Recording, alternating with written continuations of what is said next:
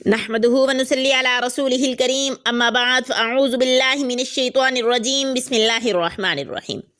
میرے پیارے اسلامی بہن بھائیو، السلام علیکم۔ آج کا جو درس کا ٹاپک ہے وہ ہے انسانی زندگی میں انسان کے نفس کی اہمیت قرآن کی روشنی میں کیا ہے۔ اسلامی بہن بھائیو، میری ریکویسٹ ہے میری ویڈیو میں آگے بڑھنے سے پہلے جو میرے چینل پر نیو ہیں تو جلدی سے میرے چینل کو سبسکرائب کر لیں تاکہ اسی طرح کی انفارمیٹو ویڈیو آپ تک بآسانی پہنچتی رہے۔ دیکھیں، سورۃ شمس میں اللہ پاک نے سورج، چاند، دن، رات، زمین اور آسمان جیسی عظیم مخلوقات میں غور و فکر کرنے کی دعوت دی گئی ہے، اور اس کے بعد نفس انسانی کے متعلق وہ بڑی حقیقت بیان فرمائی کہ یہ انسانی نفس کس قدر اہمیت کا حامل ہے، جو کہ رب کائنات کی ایک بہت بڑی منصوبہ بندی کا حصہ ہے۔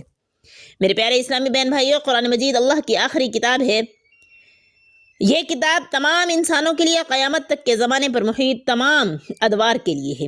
اس آسمانی صحیفے میں ہر قوم، ہر ملک کے ہر انسان کے لیے جامع اور کامل ہدایت موجود ہے، جو زندگی کے تمام شعبوں میں تمام انسانوں کی صحیح رہنمائی کرتی ہے۔ قرآن مجید کے علاوہ پوری دنیا میں ایسی مکمل رہنمائی کے لیے اور کوئی کتاب موجود ہے ہی نہیں۔ قرآن کے خزانے بہت عظیم ہیں اور وہ ہر دور کے ہر انسان کے لیے ہیں۔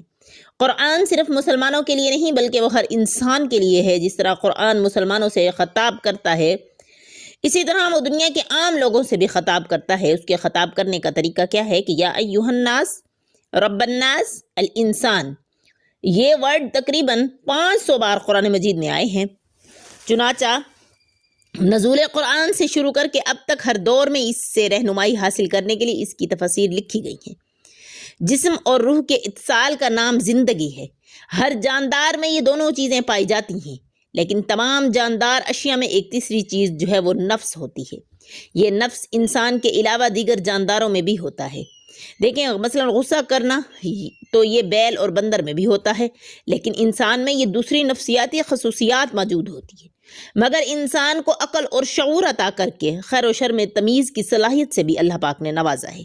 یہ عقل، شعور ہی تو نفس ہے، نفس کا حصہ جو سوچتا ہے، فیصلہ کرتا ہے، کائنات میں اپنا مقام متعین کرتا ہے، اور سوچ سمجھ کر جس طرح چاہتا ہے وہ اپنی زندگی کی راہیں متعین کر سکتا ہے۔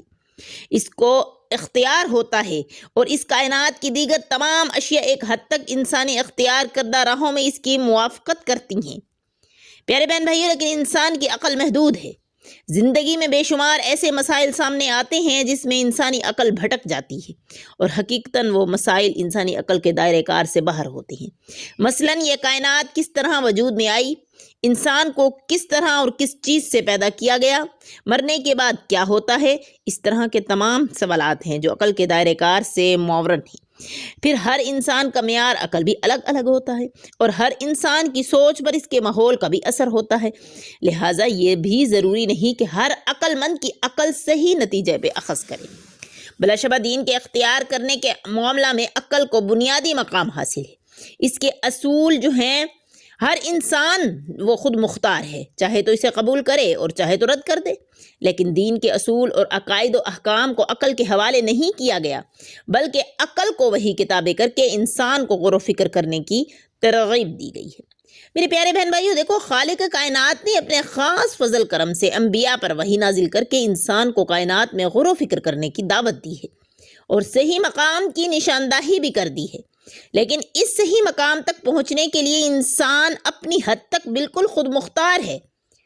ٹھیک ہے، انسانی زندگی میں انسان کے نفس کی اہمیت کا ذکر اس طرح کیا گیا، پھر اس نے اس کی بدکاری اور پرہیزگاری سمجھا دی۔ بے شک وہ شخص فلاح پا گیا جس نے اپنے نفس کو جو ہے وہ پاک کر لیا۔